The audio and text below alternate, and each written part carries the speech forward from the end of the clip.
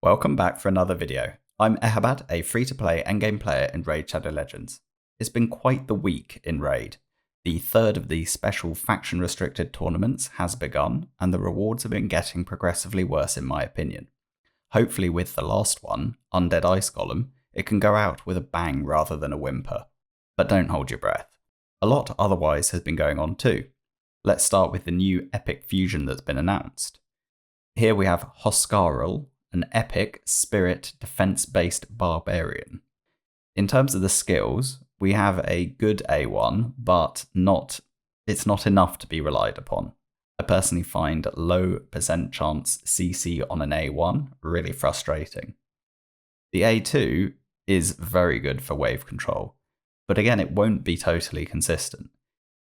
Given that stun is the best CC type in the game, it is the only one that I consider worth running at less than 100% chance. As an epic, this is, however, an excellent ability. With the A3, we have quite a unique ability. Increased defense is excellent, and it synergizes really well with its overall kit. I find the rest is kind of niche, and I wouldn't worry too much about it existing. There are use cases where it could come in handy, but I don't think you'll find that it ends up being triggered or benefiting you that much. With the passive, it's an interesting passive.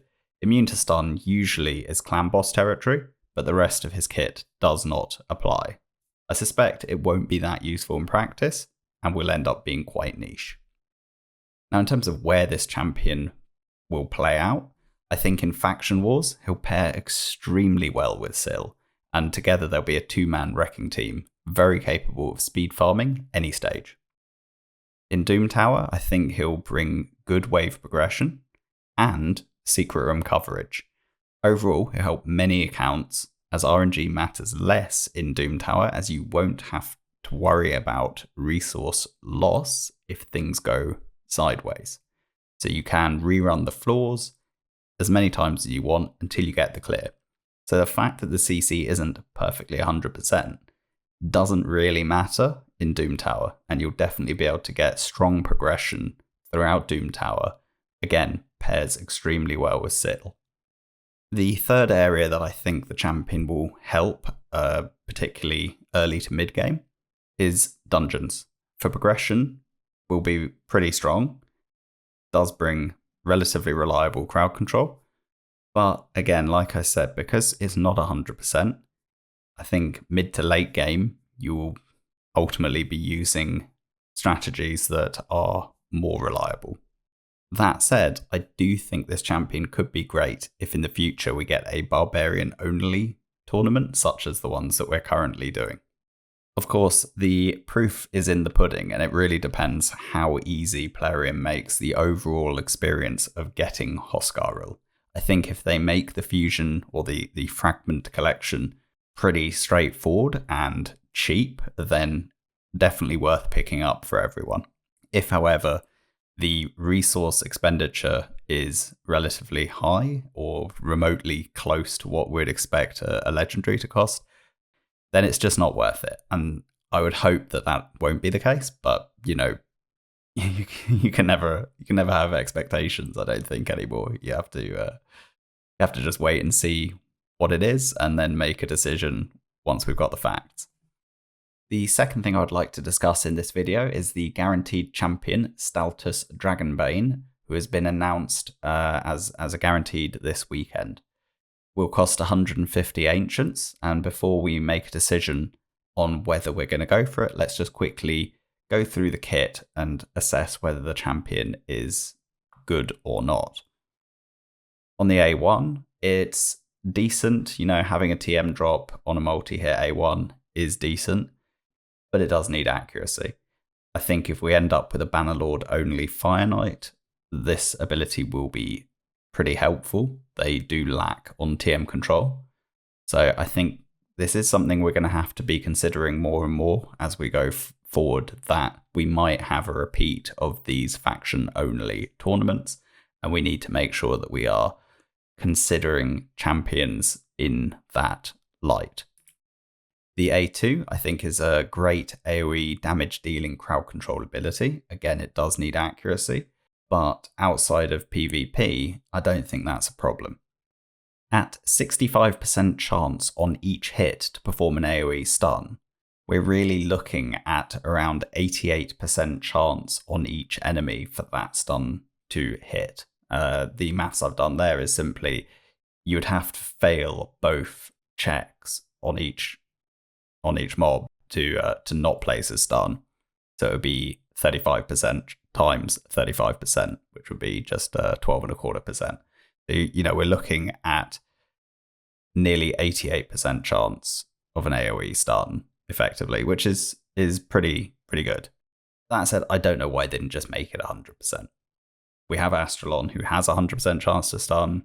Reducing those little bits of RNG, I think, is better for the game. I don't particularly agree with having unpredictable random RNG on your legendary champions. I think it's unnecessary. On the A3, we have a great AoE nuke ability, and critically, he does self-buff with the increased defense, which makes him extremely viable in both wave content and in PvP. Furthermore, the passive is interesting and unique. He can't have his defense reduced, therefore he can't have his damage reduced. So it's pretty good passive, pretty interesting. I see that more useful in PvP than PvE, but overall, he's got a good kit. I do feel like this champion is a bit too similar to Ragash, but I'm going to pick him up nonetheless. He'll be very strong for the Force Defense Secret Room, make a nice arena nuker option, although he does suffer against Duchess.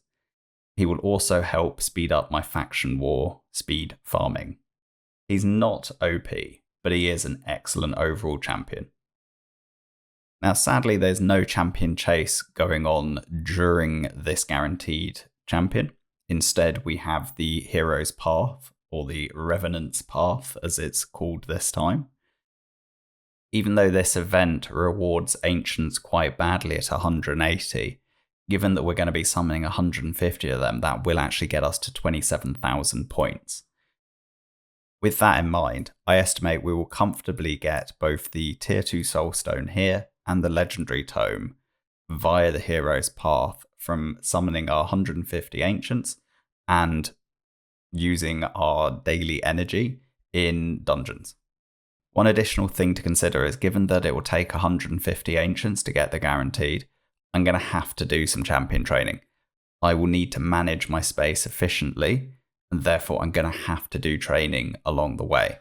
So with that in mind, I'm going to probably target the Void Shard here, as if I'm going to put effort into the champion training, I want to get some return. And I do think that this Void Shard represents the best return available to me.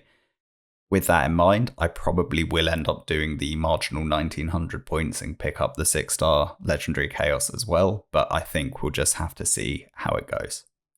As you can see with my vaults here, even if I expand the reserve vault, which I almost certainly will do to, say, 200, I'm still going to have to do some champion training to create space for 150 summons. And given that there is that Void Shard in the champion training, I think it makes sense for me to direct some points there and get that. At least I'm kind of going to manage all of the events collectively, do the guaranteed, do my Hero's Path, do the faction restricted tournaments, and do the champion training. I've been saving quite a lot of tournament and event energy rewards over the last week, where I haven't needed to use them to get the faction specific tournaments done. So I have resources stockpiled to be able to, this weekend, manage all of those events overlapping one another.